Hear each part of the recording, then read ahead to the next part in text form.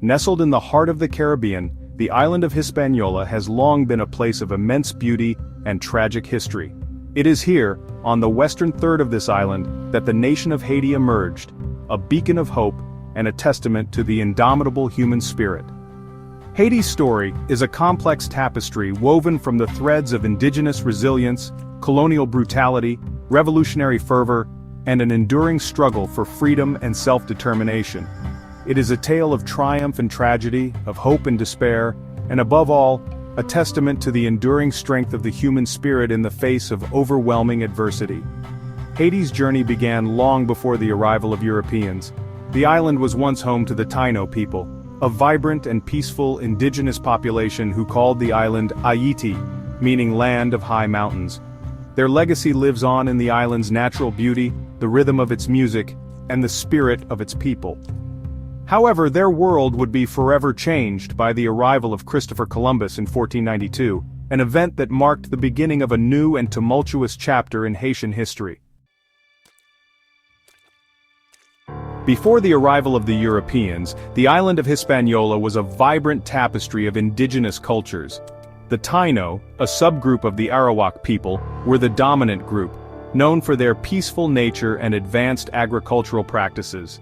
They lived in villages ruled by chiefs, cultivated crops such as cassava and maize, and were skilled artisans crafting pottery, weaving cotton, and creating intricate ornaments. Their spiritual beliefs were deeply intertwined with nature, worshipping a pantheon of gods and spirits. The arrival of Christopher Columbus in 1492 shattered this peaceful existence. Columbus, claiming the island for Spain, saw Hispaniola as a source of wealth and a stepping stone to the riches of the East. The Taino, initially welcoming, were soon enslaved and forced to labor in gold mines and on plantations. Their way of life, their beliefs, and their very existence were under threat. The Spanish, driven by greed and a sense of superiority, imposed their culture, religion, and systems of governance on the indigenous population. The impact was devastating. Diseases brought from Europe such as smallpox and measles ripped through the Taino population, who had no immunity to these foreign illnesses. Within a few decades, the Taino population was decimated. Those who survived the epidemics faced brutal treatment at the hands of the Spanish. Forced labor, starvation, and violence became the norm. Many were shipped to other islands as slaves. The once thriving Taino civilization was on the verge of collapse. The Spanish, however, faced challenges in maintaining their grip on Hispaniola. The lure of more lucrative conquests in Mexico and South America led to a decline in Spanish interest in the island. This created an opportunity for other European powers, particularly France, to establish a presence. The stage was set for a new era of colonialism, one that would have even more profound consequences for the future of Haiti. As Spanish power waned, French buccaneers, pirates in the Caribbean Sea, began to establish a foothold on the western part of Hispaniola. By the late 17th century, France had formally claimed this territory, naming it Saint-Domingue. What began as a haven for pirates evolved into one of the most brutal and profitable colonies in the world. The French, like the Spanish before them, were driven by a thirst for wealth, and they found it in the fertile soil of Saint-Domingue. Sugar, coffee, and indigo became the lifeblood of the colony. Vast plantations carved out of the island's interior fueled the insatiable demands of European markets. To work these plantations, the French turned to the transatlantic slave trade, importing hundreds of thousands of Africans. The conditions these enslaved Africans endured were nothing short of horrific. The slave ships were floating coffins packed with human cargo chained together in cramped, unsanitary conditions. Many died during the perilous journey across the Atlantic, victims of disease, starvation, or despair. Those who survived the Middle Passage faced a life of unimaginable cruelty. They were treated as chattel, bought, sold, and worked to death. The average lifespan of an enslaved person on a sugar plantation was a mere 7 years. The brutality of the system was designed to dehumanize and break the spirit of the enslaved Africans. Despite the horrors they faced, the enslaved Africans of Saint-Domingue never gave up hope. They clung to their traditions, their languages, their music, and their religions, finding strength and solace in their shared heritage. They resisted their enslavement in countless ways, from sabotage and slowdowns to armed uprisings.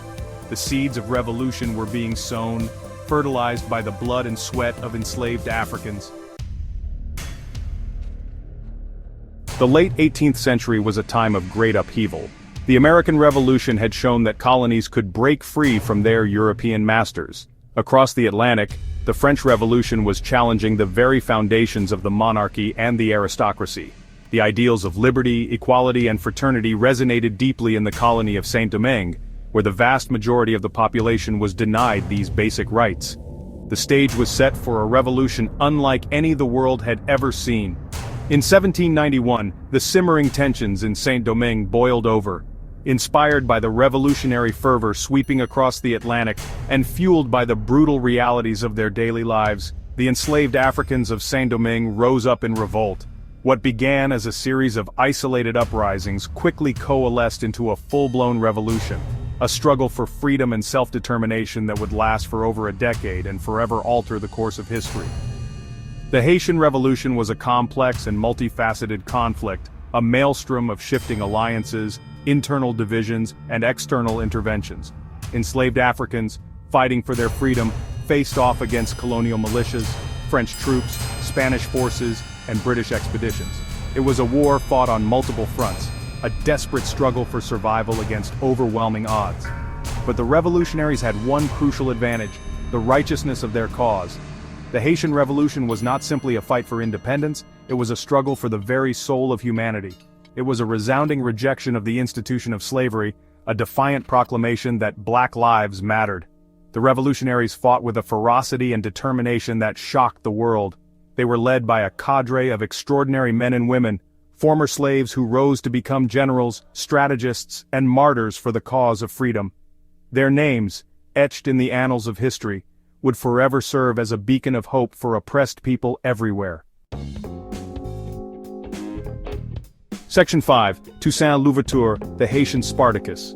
Among the many heroes of the Haitian Revolution, Toussaint Louverture stands as a towering figure. Born into slavery, Louverture rose to become a skilled military strategist and a shrewd political leader. He possessed a keen intellect, a charismatic personality, and an unwavering commitment to the cause of Haitian liberation. His name became synonymous with the revolution itself. Toussaint, meaning All Saints in French, was a self-educated man who rose through the ranks of the slave army. He understood the complexities of the political landscape, skillfully navigating the treacherous waters of alliances and betrayals.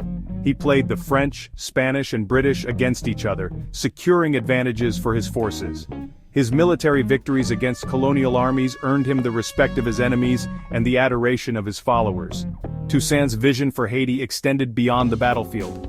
He understood that true freedom required more than just political independence, it demanded social and economic justice.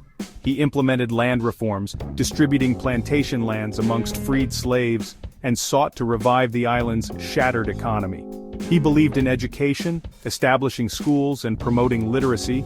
He envisioned a Haiti where former slaves could live in dignity and prosperity. However, Toussaint's rise to power and his ambitious plans for a new Haiti threatened the colonial powers. Napoleon Bonaparte, seeking to restore French control over Saint-Domingue and its lucrative sugar industry, dispatched a large expeditionary force to the island. Toussaint, betrayed by one of his generals, was captured and sent to France, where he died in prison in 1803. Though he did not live to see his dream of a free Haiti realized, his legacy inspired the next generation of revolutionaries to carry on the fight.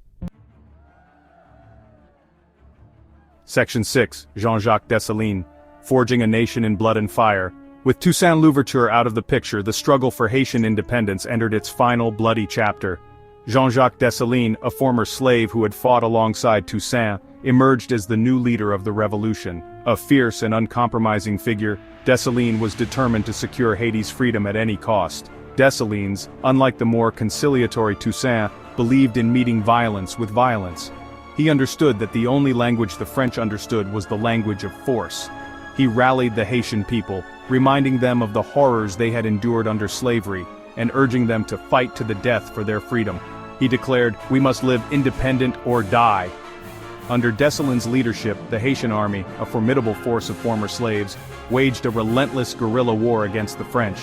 They fought with the fury of men and women possessed, knowing that defeat meant a return to slavery. The French, weakened by disease and demoralized by the tenacity of the Haitian resistance, suffered heavy losses. In a final decisive battle at Vertières, the Haitian army crushed the French, effectively ending the French dream of reclaiming their most profitable colony. On January 1, 1804, Dessalines declared the independence of Haiti, the first black republic in the world, and the only nation born out of a successful slave revolt. The Haitian Revolution sent shockwaves across the globe, inspiring hope in enslaved people and striking fear into the hearts of slaveholders. It was a testament to the indomitable human spirit, a beacon of freedom in a world still shackled by the chains of colonialism and slavery. Haiti's history is marked by a legacy of turmoil. From the moment it gained independence, the nation has faced continuous challenges. Political instability, economic struggles, and social upheaval have all played their part. Over the years, Haiti has experienced numerous coups and dictatorships. Leaders have come and gone, often through violent means. Foreign intervention has also been a recurring theme, with outside forces influencing the country's direction. Haiti's struggles have not been limited to political issues. Natural disasters like earthquakes and hurricanes have devastated the nation time and again. These natural calamities, combined with man-made crises, have made recovery an ongoing challenge. Despite all these hardships, the resilient spirit of Haiti shines through. The people of Haiti have shown incredible strength and determination in the face of adversity. Their rich culture, vibrant traditions, and unwavering hope continue to inspire.